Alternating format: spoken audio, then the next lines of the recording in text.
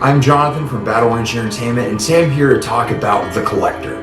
Back in 2009, Marcus Dunstan delivered his own spin on the slasher genre. Built from the DNA of a failed Saw prequel that failed to materialize, The Collector answers the question, what if the protagonist facing a Jason-like force of nature actually had a brain? Instead of the classic trope of trapping a bunch of horny teenagers in a haunted house or summer camp, The Collector creates a cat-and-mouse narrative that follows a jewel thief trying to escape the clutches of a serial killer after breaking into the wrong home. The film is filled with highly effective sequences of tension, gore, and has a memorable ending that left me on the edge of my seat.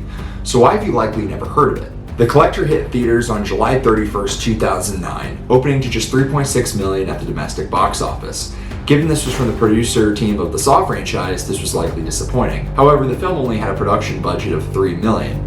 So it did make a small profit on opening weekend. Unfortunately, this was the highest weekend gross of its theatrical run, and it failed to break $1 million in its subsequent weekends.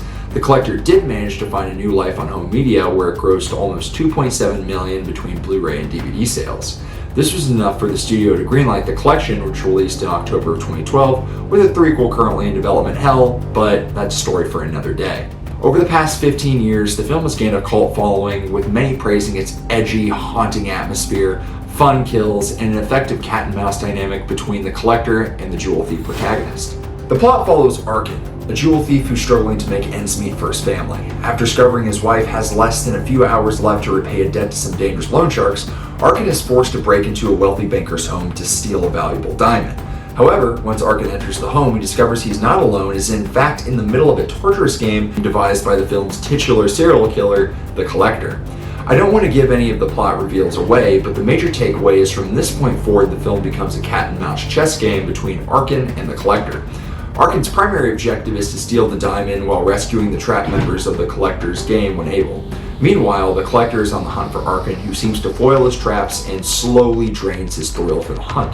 What makes the Collector special is that Arkin is a competent protagonist. Similar to Paul Greengrass's Bourne films, Arkin is constantly solving problems to prolong survival in real time with the audience. Whether that's eluding traps, finding creative ways to distract the Collector, or finding low-profile ways to attempt to rescue the survivor stuck in the home. The Collector himself is portrayed as a haunting, unfeeling force of nature, almost akin to a spider weaving a web around its unsuspecting victims. In fact, he doesn't utter a word and barely makes a sound in the film's brisk 87-minute runtime.